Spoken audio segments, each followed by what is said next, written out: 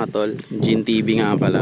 Ayan. Ngayon ipapakita ko sa inyo, iisa-isayin natin yung mga upgrades na nabili ko at kinabit ko dito sa Sniper 155 natin. 3 years na siya sa akin mga tol, at ito yung mga kinabit natin sa kanya sa loob ng 3 taon. Okay. Bale ito mga tol, no, unang upgrade natin dyan na binili natin yung RCB lever natin. Yan. Yan, yung lever natin, clutch lever tsaka brake lever. Yan, nasa 1,200 yan mga tol.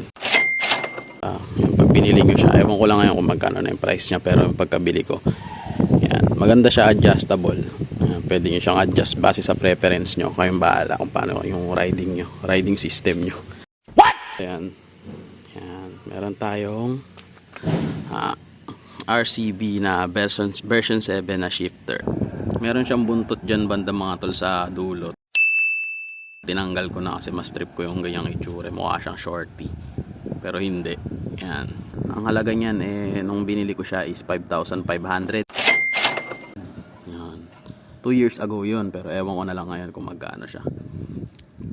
Tapos meron din tayo dito RCB swing arm. Yan. Hindi siya luxury, yung normal na swing arm lang. Nasa 5,500 din siya nung nabili ko.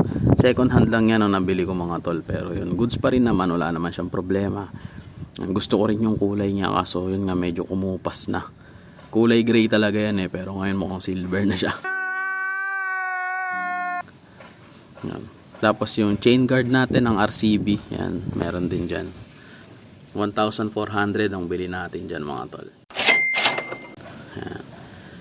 Complement siya dun sa shifter, tapos dun sa swing arm, kaya yun, pogi pa rin. Tapos mga tol, yung sunod na upgrade natin dyan yung mga mags. Ayan, RCB na RB5 gold. Ayan. Ang size niyan mga tol, 1.8 tsaka 2.5 pang GP. Ayan. Tapos mga tol, ang size ng gulong natin parehas, harap likod 90 by 80 yan. Ayan, 90 by 80 by 17. Beast tires ang gamit natin ngayon kasi yun, medyo reasonable yung price niya. Dito naman tayo sa kabila mga tol. Dito sa kabila meron tayong MBR1 na power pipe. Yan. Mukha siyang stock pero tinanggal ko yung tip kasi medyo napapangitan ako dun sa tip, parang hindi siya pantay dun sa heat guard. Yan. Pero ox na ox yan, goods na goods naman yan mga tol. Yan. Gusto nyo sound check natin, no? Para makakita nyo, ay marinig nyo kung paano yung sound nya. Sa mga bibili pa lang ng bago, ganito yung sound nya.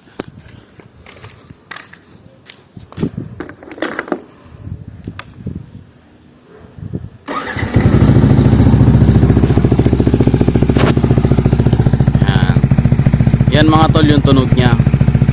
Medyo malakas kasi adjustable yung MBR1 na pipe. Ngayon naka full open yan, kaya ganyan yung tunog niya kasi yan yung nakatono dito sa motor natin, no? Yan, kung makikita nyo kasi may adjuster yan dito sa baba. Ay, parang bolt na yan. Pwede nyo kasi adjust dyan yung tunog ng pipe nyo, depende sa preference nyo mga tol. Sa akin ganyan yung pinaka tunog nya. Ayun, i-rev natin para marinig nyo.